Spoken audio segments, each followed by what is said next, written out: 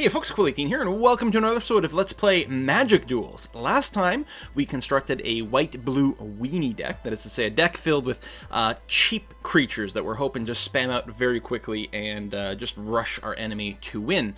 And this time, we're going to go and take it into battle mode and try to get some victories with it. We do have a daily quest here to actually win 4 duels overall with decks we have built. I'd already built won one duel with my... what do I call it? The Elf Smash deck, that's right. So I still have to win 3 more to get 60 gold. There's also this sort of global achievement they have for all the players, which is interesting, and is shared apparently between all the platforms, because otherwise, since the PC version is still under pre-release, it doesn't seem very likely that people would have been completing things there. I don't currently have any cards, any legendary creatures that can turn into planeswalkers, so unfortunately I will not be able to contribute there. But I can at least get my own gold there. So anyway, we'll go into battle mode, and again, the versus mode, which is the multiplayer over here. You can see here you get all your decks, and you can battle a specific friend, or you can be matched against someone else, which will give you 20 gold that way, which is pretty nice. But I went and tried it, and there's like no one in the queue, so we're just gonna solo battle. Two-headed giant is really cool too, because that's 2v2 mode multiplayer. With a teammate. You can be matched with a random teammate, or you can invite a friend there. And, that is apparently a whole lot of fun. It's existed in at least the last version of the Magic electronic game, maybe the last couple, I'm not sure. So we've got our white-blue flying win, which was supposed to be weenie deck. We're gonna go all the way up to hard difficulty and give that a go. And if we win, we get 15 gold by itself. And if I do win 3 times, actually, I don't know if you get the 15 gold only if you win or just for playing. Must be just if you win. So this is who we're going to be playing against, and these little cutscene animation during the loading screen. Do like it, gives you a bit of a mood. And presumably, like, I picked a character avatar and a background for my own deck box. And presumably, if I was dueling someone online, that's what they would see there. So there's my opponent. See, there's my avatar that we picked last time around. And my turn. So if you're new to Magic, you do start off by drawing 7 cards. And you do get a chance to mulligan. In this case, I don't have any of my 1 casting card cost creatures. I have 7 of them in the deck. I didn't draw a single one, and I only have 1 land. Sure, my stuff is cheap, but it's not quite that cheap. So I'm going to go ahead and draw a new hand. This will mulligan. The first time you mulligan, you apparently get another 7 cards again, and after that, it starts to lose 1 card. This is fine. 2 planes, I can live with that. Planes give you white mana, and I still don't have any 1 casting costs, but with 2 of those, and then I've got at least 2 little weenies, I can guarantee to get out, and hopefully by the time they're out, I'll have drawn a little bit more land. Ideally, at least 1 island. Now, I only have 7 islands in the deck, though I do have 2 cards that are the white and blue mana lands, which will be helpful. Overall, not bad. We keep this, we're going to be playing first. So if you play first, the advantage is, well, you play first. But on your first turn, you don't draw a card. Whereas if you go second, if you're the second player, you do get to draw a card, so that's attempts to offset it. I think going first tends to be an advantage in Magic, despite that. And especially, I think, with a weenie deck, we're really going to be tempo-driven, so I think it's going to be pretty important. It does disappoint me that we don't have a first turn card to play here, but you can't win them all. Sorry about the lack of sound there. I'm just having to tab out for a second, make sure that everything is working well in the background. All right.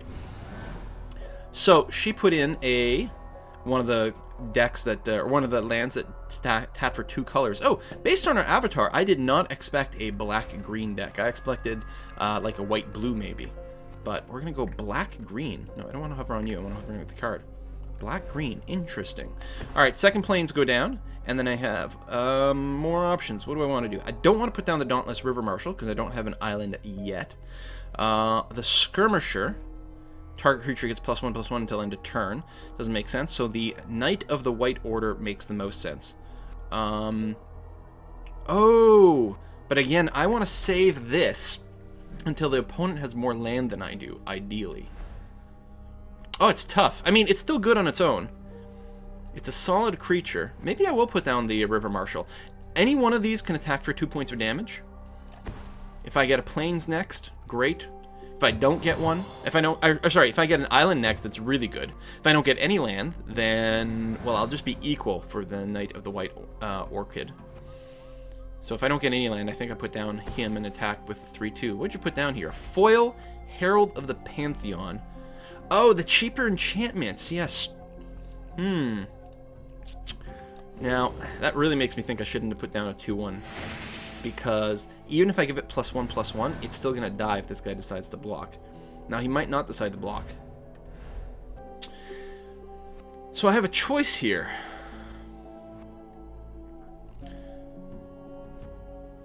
If I don't put down the plains, then next turn, probably she'll put down a land, and the Knight of the White Orchid will give me extra land. But I think delaying stops making any sense. In fact, I think I should have just played this right away. It would have been the strongest card by far, because it would have been able to crush anything she put down. Yeah, that was a big mistake. In hindsight, playing the Knight of the White Orchid, even if I don't get the land ability, would have still been the strongest move, because it's going to win any duels, any one-on-one conflict against something of its own strength. Whereas here's a good example of this guy's just going to die if blocked. Now, she might not block, and I think it makes sense for me to attack here regardless, although it'd be a shame to lose it without getting the island bonus. So what I'm going to do, there's two main phases. I'm going to go and skip this first phase. I'm going to go into the attack. I'll put down the plains first, it's okay. We're going to go into the attack phase. Now, I don't know how much this matters against AI, but against a human player, it's a good idea, since creatures can't attack the turn you summon them. So it makes no sense for me to put one of these down now and then attack. It's better to do this, where all my mana is untapped and I have lots of cards in my hand. She doesn't know if I'm planning on casting a spell mid-combat here. So I'm just going to say I'm going to attack with all. And if you've played other card games, the only thing I can attack with my creatures is the other player, or Planeswalker, but let's ignore that, is the other player. So I can never attack creatures. She will have the option of blocking, however. If she does, we'll trade cards. Not the end of the world. She does. Okay. Well, and that's fine. I don't get my buff if she doesn't get her buff.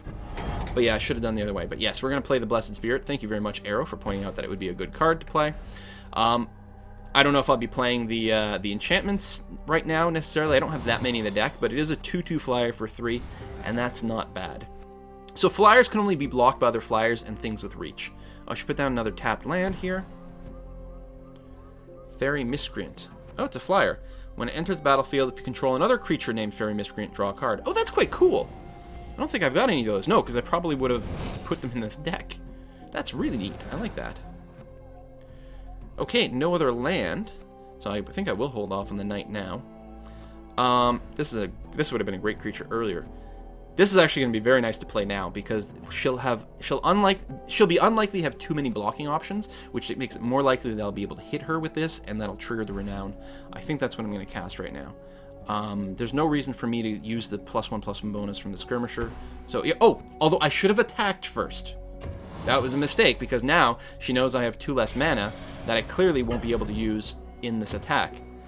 Now, I don't know if it matters for the AI. I don't think you can I don't think the AI really takes those sorts of things into consideration. Maybe they do, maybe they don't. But against a player, it's very important to keep them confused. So she's got a lot of mana options. Okay, she's got her 4th land, which means next turn the Knight of the White Orchid will actually pay off. I do wish I'd played it earlier, though. That was still a mistake. So I can't block because it's a flyer, and my only flyer is tapped. That's okay. I'm quite content to just be attacking right now. The whole idea is I'm hoping to burn her down before she can get her main deck going. Yes, I agree, that would be good, although... target player sacrifices an attacking or blocking creature. Okay, I will cast it before... Well... Because all I can get with this is a plains, right? Yes, so I can't get a blue mana. I don't need Celestial.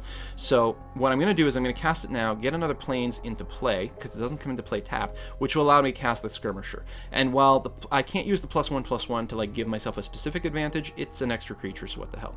So we'll cast the Knight of the White Order, or Orchid. She doesn't counter it or anything, that's good. Choose a plains. That looks fine. Then I may as well cast this guy now before combat. And it doesn't matter which creatures, because it's only until the end of turn, right? Yeah. So, you can get +1/+1 until end of turn.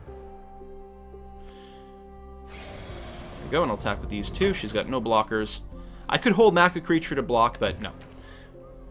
We're hoping that she's got a deck that's based more around the late game, which means that we really need to just, like, beat her first.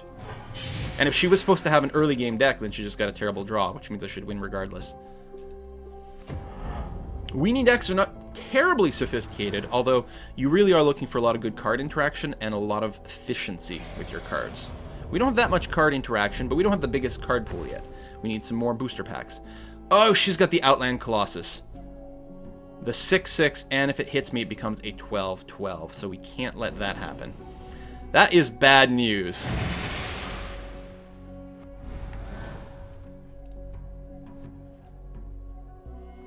Alright, we do have some things that don't need to tap to attack. Target player sacrifices an attacking or blocking creature. That's interesting.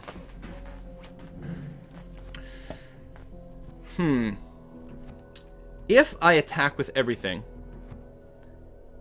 and she only uses this creature to block, then the Celestial Flare will kill it. She might block with both, which isn't the end of the world. So I think we continue to attack with everything and hope that she doesn't block with this. But the fact that she's held it back makes me think she probably will. Worst case scenario, we will still have a blocker for the big guy, because I'll still be able to put down Taupe Freeblade over here. Alright, we're just going to continue for now. We're going to go into the attack phase. We'll attack with everything. Wait till she declares blockers. She is only blocking with the big guy. That's amazing. I'm going to cast Celestial Flare. Target player sacrifices an attacking or blocking creature. So I will cast that on her. She's only blocking with the big guy. Oh, no, wait. Is she blocking with... No, she's not blocking with both. I wasn't misinterpreting that. So she loses her big guy, which also means her big guy, while I think he is still considered to be blocked. Correct me if I'm wrong. I don't think he dealt damage. I think he was still considered to be blocked. I don't remember how the timing works, and the new Magic rules have me completely confused. If it's not 5th edition, then I'm way behind on the times. But in any case, my creature stayed alive. Her big guy died, which is amazing. Yes, there's no reason for me not to put down Taupe Freeblade. Notice this one here. Oh yeah, he was blocked, so he still didn't deal damage to her. That's... Oh no, he did. That's the counter. That was actually maybe last turn. He picked up that counter, or she picked up that counter. So she's a 3/3 now. She's got more land, and what is this? Kothophed Soul Hoarder, a legendary creature. Flying, whenever a permanent owned by another player is put into a graveyard from the battlefield, you draw a card and you lose 1 life. So every time one of my things dies, she loses a life but draws a card. Frick, that's awesome. Although she's quite low on life right now. There you go. Legendary permanent, can only control 1. Yes, that's fine. Lots of those tips, which I've already dismissed because I've played often enough. That's the first time we've hit a legendary, apparently. So that's the end of her turn. Oh, and yes, there are these things. Actually, we'll go ahead and show off the skill quest. Every time you get a new card type, there's an associated skill quest. I have to warn you, a couple of them didn't seem to be quite finished. Didn't give me the right card. So you do this, and like, saves the game you're in, and just shifts you over here to teach you how to use equipment. And other items you can give your creatures to make them better. Most artifacts, including equipment, are colorless, so they go well in any deck. During your main phase, you can pay the equip cost to attach the equipment to a creature or move it from one creature to another. If the equipped creature leaves the battlefield, the equipment stays behind, ready to be equipped to another creature. Alright. In this skill quest, your opponent will send 2 primal hunt beasts after you. Survive that assault and win on your next turn.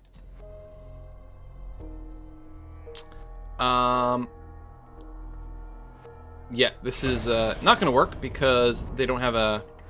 I have these creatures, or these cards here, but I don't have a creature to equip it with. And I've seen a few of those. These skill quests, they're going to be awesome as a way to learn the game, but they're not quite done. So here it's going to be like, oh, try again. No, we're just going to quit that skill quest. It's fine. We'll return to the duel.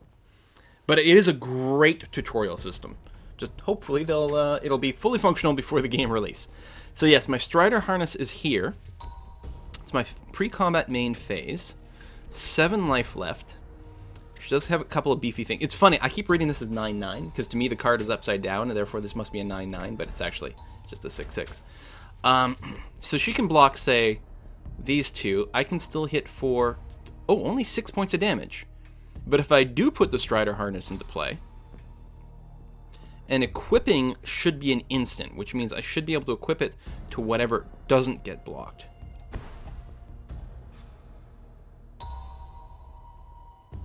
Nope, we don't need a skill quest, thank you very much. So now I can skip the rest of the main quest, or main phase.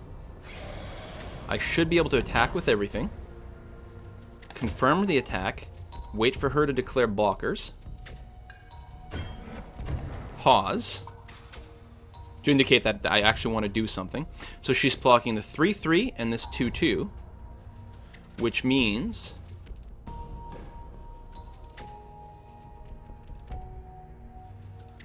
Oh, can I not use this as an instant? Is equip... You have to do it as a sorcery?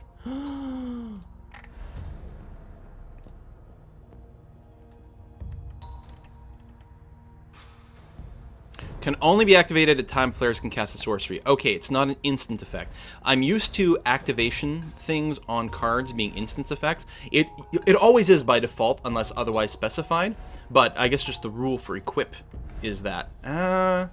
Still, attacking is not a mistake. Actually, it's going to kill her no matter what because she's going to lose life. This is not an option. This is not a may.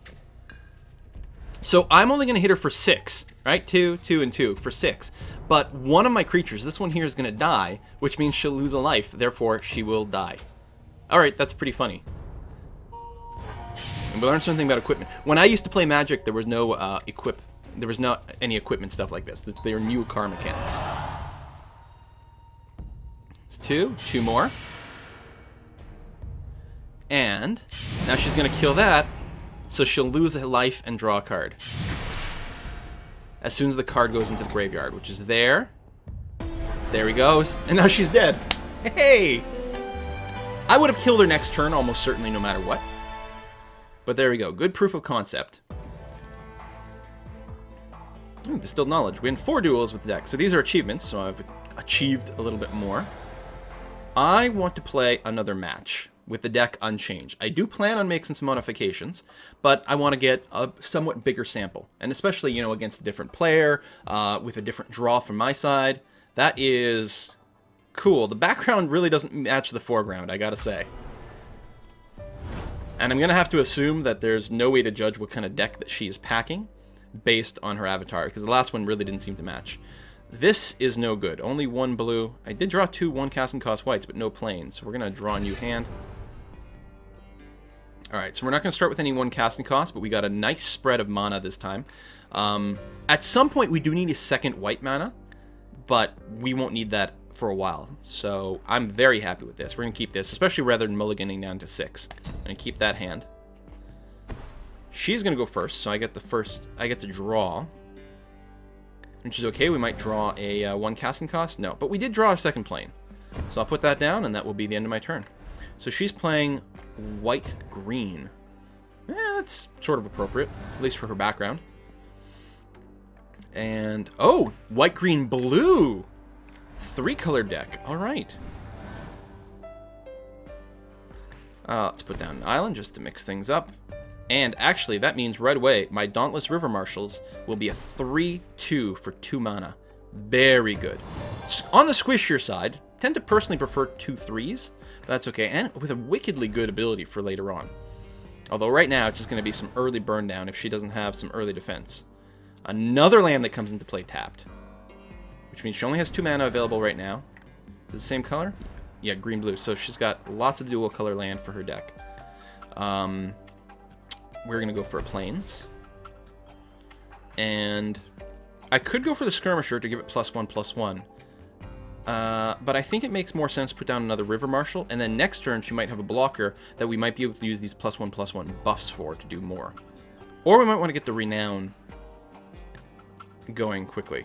Well, first, of course, we know what we should do is skip the first main phase, since we're not putting down a buff, and just attack. And actually, I think I will use the Free Blade, because I'm hoping to be able to proc her Renown, while there's less of a chance that she'll have blockers. So we're going to do that.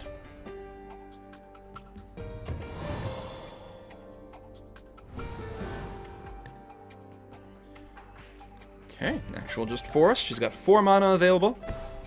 And putting down... Ah! Flying First Strike. Now that's bad news for me, because both my creatures have due defense. First Strike will do its damage first, which means I will take 2 points of damage, die instantly, and not kill anything on the other side. But we can help with that because what I can do is use the skirmishers to put both of these to be a 3-3 and a 4-3, which would mean that she can't block without just losing the creature outright and not killing something. And I will use that especially to get this thing up to a 3-3 with its vigilance. Now, when you mouse over a card, it does highlight which land will be used. If you tap control, it'll switch it around. So basically, I get to choose whether... I mean, one plane I have to use no matter what. So the question is, the other mana, am I going to use a plane or an island? Well, I want to use an island because I want to keep my other planes open. So I'm going to activate the skirmisher. I'll activate both, I think, so I can attack with all my stuff. When it comes into play, something gets +1/+1. So I will put that one there. And the other skirmisher. It'll come into play. She's not countering it or stopping it. There's always a delay here because she's got a chance to act and react to things, including like the +1/+1 coming in. There we go. Now we'll attack with everything and go. And she is unlikely to want to block because she would just lose a creature and not gain anything from it. Unless she wanted to stop the renown tick, but I think that would be pretty foolish. There we go. She takes 4 there. She'll take 3 here. And that will proc the triggered ability of renown. So now we've got a +1/+1 counter on there. So now I've got a nice permanent 3/3 creature. By the way, if you're new to Magic, it may be important for you to know that all creatures' damage heals at the end of a turn. So even if she had blocked here, my creature would now be healthy. Oh, Aspiring Aeronaut. Yes, a 1/2 flyer that puts a 1/1 flyer into play as well. So she got a few more creatures. So she's going with a pure flying deck. More of a flying deck than I've used. Okay, now I've got a couple of options here.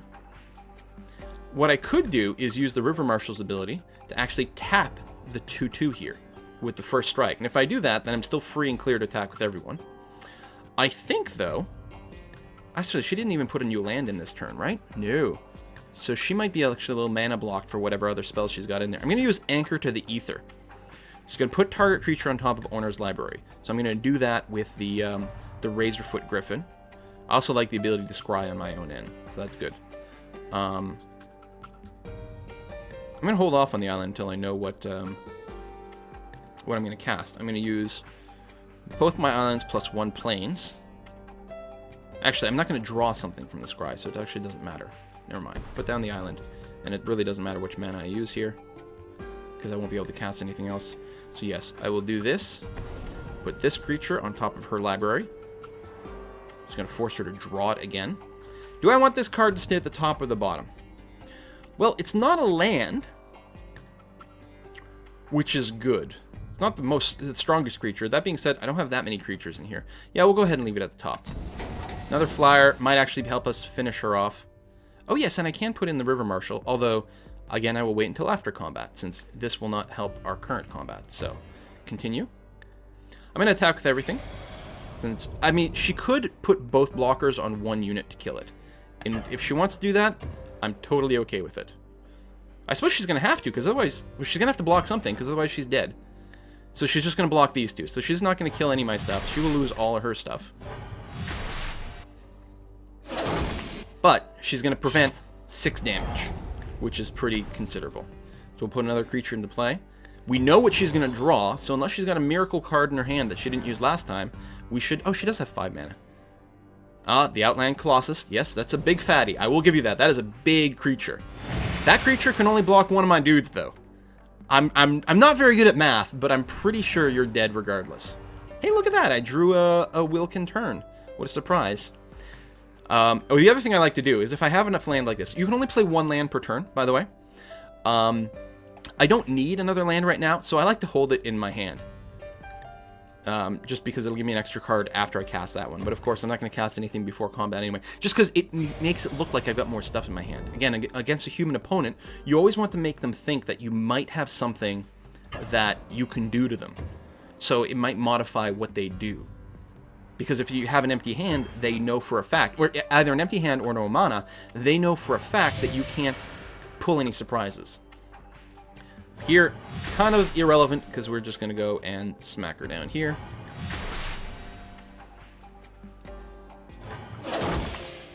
Okay. Well, these are only AIs, Yes, yes, yes. You'll block one of my creatures, but you're at -4 health, therefore you are dead.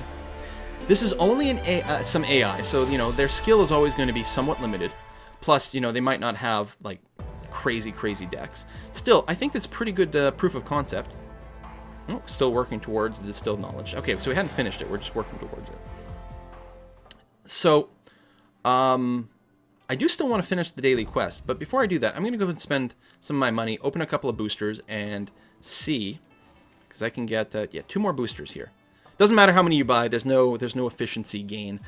If you are buying coins, yes, you do get more value if you do spend more money in one big chunk, for example. But when it comes to spending the gold that you get from quests and just from completing things, you don't have to worry. You can buy one at a time. It's fine. And actually, the 150 is interesting because if we do go into story mode here, every time you complete one of these stories, you will get exactly 150 gold. You'll get just enough to buy another booster. And yeah, I love the fact that the solo battles do give you that. So win 10 games against the AI, which is not that hard. You get a new booster as well. So let's open up a couple. Confirm. And see what we get. Not going to use the open all boosters. I mean, maybe if you're buying like 20 at a time. What do we get? Vryn Wingmare. Oh! Yeah, I'm definitely going to add this to my deck. I mean, the value of it is not fantastic, right? A 2/1 for 3, even with flying, is not huge. Non-creature spells cost 1 more to cast. Hurts my opponents a lot more than me because 2 reasons. 1, my deck is mostly creatures. And 2, spells I do have are pretty cheap anyway, so I should still be able to cast them. This might actually prevent them from using something against me. On the other hand, it doesn't help me just smack them down faster. So I'm not sure it's a no-brainer. The Blessed Spirit is a lot more tempting. I don't have that many enchantment spells, but again, so they're both 3 mana, but this is a 2/2 that might even get bigger. Whereas this is a 2/1. What else do we have here? Ravaging Blaze. So this costs 2 red mana plus as much extra mana as you want. And then it deals that X worth of mana to the target creature as damage. And then as long as you have 2 or more instants or sorceries in your own graveyard, it also deals X to the creature's controller. Oh, that could be pretty potent later on. It's like a double fireball. Guardians of Meletis. This is a 3 casting cost, 0/6 wall. Can't attack. Pretty decent wall, though. You can definitely build some sort of a more defensive deck using something like that. Fire Fiend Elemental, 3/2 with haste. It can attack right away, and it has Renown. So you're going to put this down when you're pretty confident you can get through. Like, you don't have to cast it the turn ahead of time. It's got haste. So you cast this when you know you can get through, trigger the Renown, and all of a sudden you've got a 4/3 for 4, which isn't bad. Calculated Dismissal. Oh, it's a counterspell unless you pay more. Yeah, cool. Good stuff. I do like counter decks as well. Animus Awakening, that's a new one. So 1 green plus X amount of mana. Reveal the top X cards of your library. Put all land cards from among them onto the battlefield tapped. And the rest of the bottom of your library in a random order. Huh. And then Mastery. Untap those lands. Really? So this is interesting because really you want to cast this when you already have a lot of mana. Because if you only had, like, let's say you only have 3 mana on the table, so it costs 1 to cast, and that leaves 2 more for your X. So that means you only look at the top 2 cards of your library, and only if 1 or 2 or both of them are land do they go into play. Otherwise, they go at the bottom. So to use this to its biggest effect, you probably want to get to the point where you've got at least, I'd say at least like 5 mana to get a really nice dig. So if you have 5 total mana, it means you look at the top 4 cards. So there's a decent chance that you'll be adding 1 or 2 land to the play field. Everything else goes at the bottom. It doesn't get shuffled into your deck. It gets put at the bottom of your deck. Yeah, that's interesting. Obviously with this, you're playing a deck that involves a lot of big, super fat creatures. Like, I need 10 mana as quickly as possible kind of situation.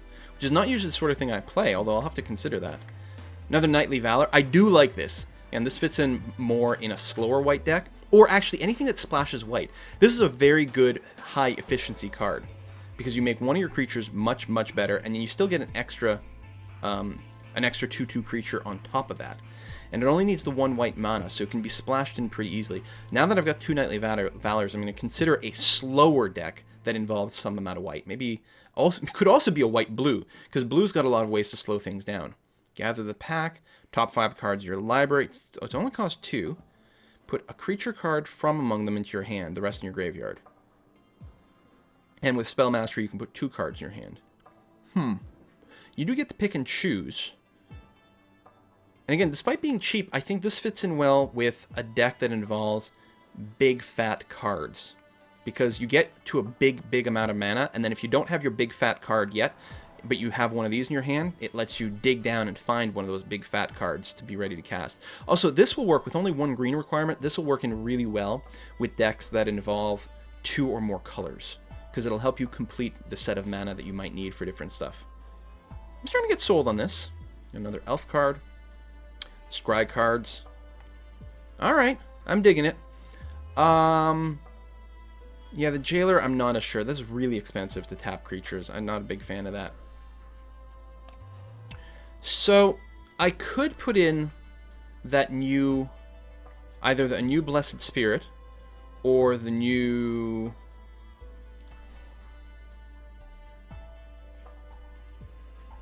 Where is it? Oh, these are alphabetical. Can I sort this by mana? Not on this screen. Because I don't know what the other new white card is. The Vryn Knight, Wingmare.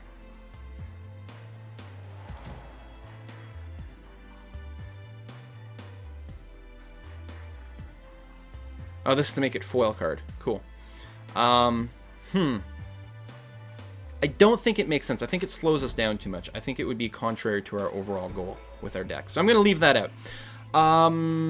So, there we go. So we've tested our deck, confirmed that it works pretty well. Next time, I'm not sure. We might go and build something new. Mix it up, give it a few tests. I mean, it's a good idea, before you, like, fall in love with any particular deck that you've got going on, make a few of them, and then try a few different ones, and you might be surprised that, like, something you didn't expect, you turn out to enjoy quite a bit. There's enough dual lands. Looks like they start you off with 2 of each of the dual lands. How do I get to the end there? Oh, I could filter out the colors too. There's probably a shorter way to get there. So yeah. Oh, actually, I've got 4 of some of them. Why is that? So I have 4 of the white-red ones.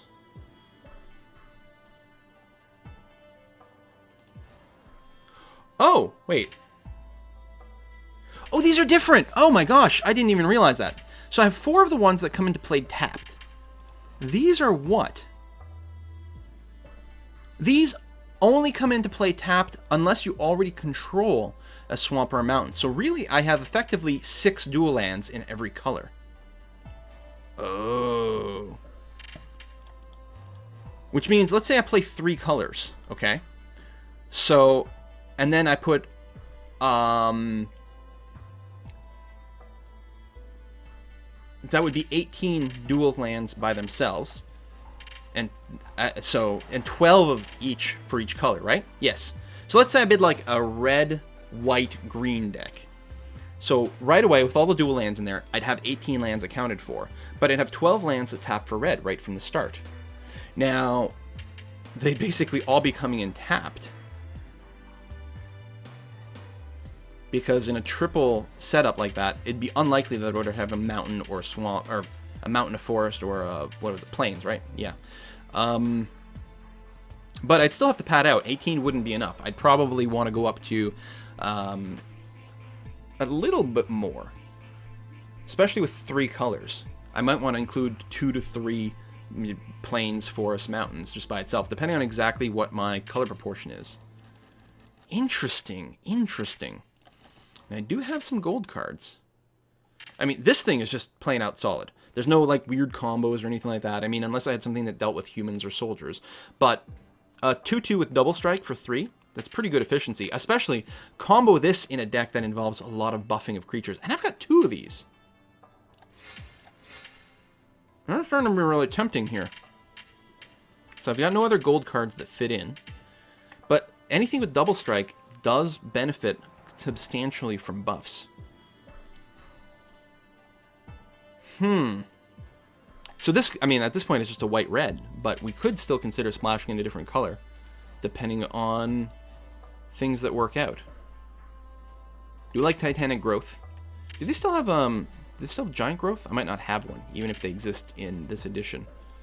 I think they do. I'm not sure, though. Giant Growth was cost 1 and gave +3/+3, which I consider generally to be a lot better than this, just because it's a lot easier to keep 1 mana untapped than 2. Although 2's not bad, and every now and again that extra 1/1 will make a big difference. Got some defenders. Yeah, I don't know what kind of deck we'd do that.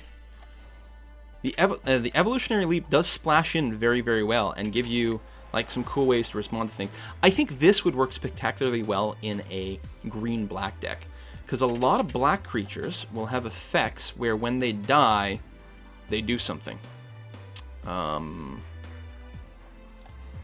Let's find an example of that. Do I really not have any? It's whenever a creature dies. That's another enchantment, though. I actually might not have any. But a surprising number of block cards will say when it goes into the graveyard, give -1/-1 to another creature, or target opponent discards a card, for example. In fact, I know that that's the case because, quit without saving. If you go into the story mode, and we go into Liliana, who I have not quite completed yet, and we go here, let's do a quick draw here. I like how the art for the characters evolved. Every chapter in the story will grow, because I think like she started as a little girl, basically. Nice innocent looking girl, and now she's looking like a creepy black mage using death magic. So let's look at the draw here. Oh my god, again, no example of what I'm talking about. There we go. Black Cat, see? When Black Cat dies, target opponent discards a card at random. So pair that with the green card that lets us more easily sacrifice creatures to get new creatures. Now, already this deck will have some of those combos because there's a creature in this deck that lets you sacrifice another one of your creatures to give it +2/+2 until end turn. So it still ties in very well. Plus there's Altar's Reap, right? Sacrifice a creature, draw 2 cards, which isn't bad. So what I like to do is turn 2, cast Black Cat, turn 3, attack with Black Cat, and then after it deals its 1 point of damage, sacrifice it on the altar, and we're talking about a 3-card swing. Well, a 2-card swing, because I did have to spend this itself. It's still not bad, and it helps you sort of cycle things, and gives you options. It's always really handy. And again, if a creature's about to die, because this is an instant, right? So I can attack, find out a creature's going to get blocked, use the Reap to still get something out of it. Little options like that. Anyway, so I don't know what the next deck will be. I'll look at a few card options and we'll see. If you do have a suggestion, please leave them in the comments, what colors you'd like to see, that sort of thing. And we'll see you next time, folks. Bye-bye.